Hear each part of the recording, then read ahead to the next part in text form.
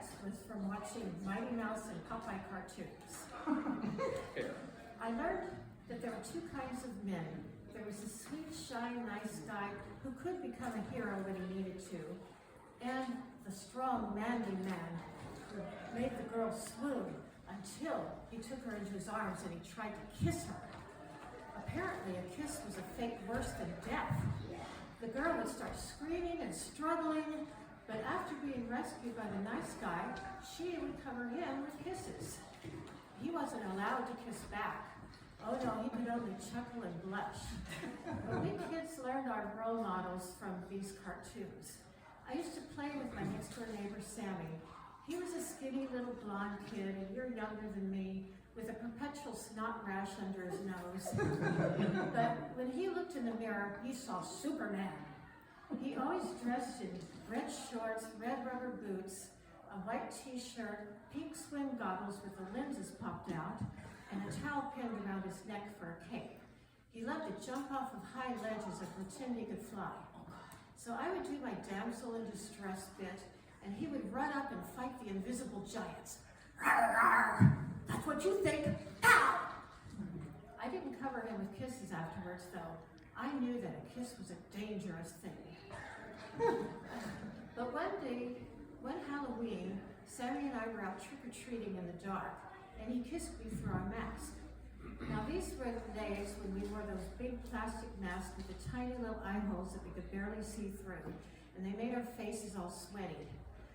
But I figured that since our lips weren't actually touching, it was okay. Plus, we couldn't get cooties. The thing was, Sammy was dressed as Secret Agent Man while I was stuck in my brother's hand-me-down costume, Porky Pig. Jeez, was I humiliated. I didn't have my first real kiss till I was 14 with my first love, Bill. Now, Bill lived on the opposite side of the city from me, so I only got to see him on those rare occasions when the three churches of God would have combined youth group outings. So after one outing, the bus was taking us back home, and when we got to Bill's stop, I got off with him to say goodbye. All the kids on the bus started chanting, "Kiss her, kiss her." So Bill looked at me and he says, "Can I?" And I went, "No, no." And I backed up the steps of the bus and I went back to my seat where my friend Susie yelled at me, "You idiot!"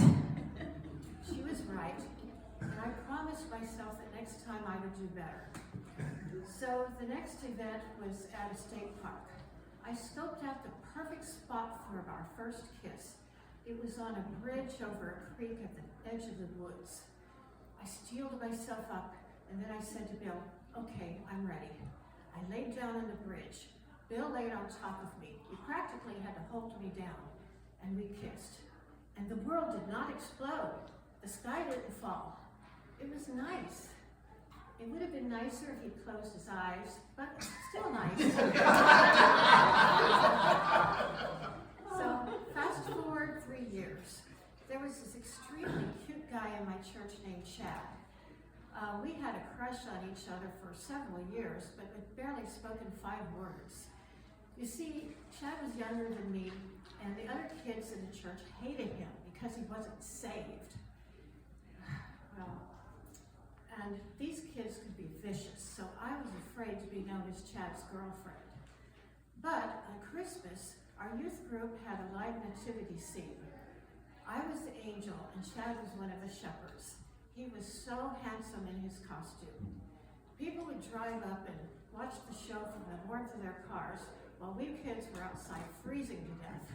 So between shows, Chad and I went into the church basement to get warm, and we started kissing. Unfortunately, a couple of little girls saw us, and they ran giggling from the room, and they went upstairs and told on us to the preacher's wife. She was horrified. She came back and gave me the worst lecture, and I apologized to her the next Sunday. But afterwards I thought, what did you apologize for? We did nothing wrong. We were friends, we kissed, big deal. It wasn't like we were going at it all hot and heavy. So from that day forward, I made up for lost time. I kissed half the guys in church camp.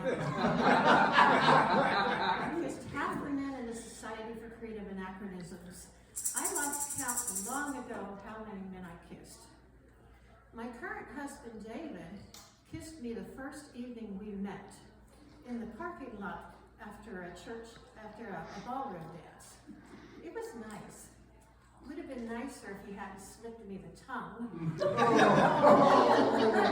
Still nice. I was glad that I'd gotten over my fear by then, and I'd gotten lots of practice in too. You know, innocence is highly overrated, and I'm glad I lost mine long ago.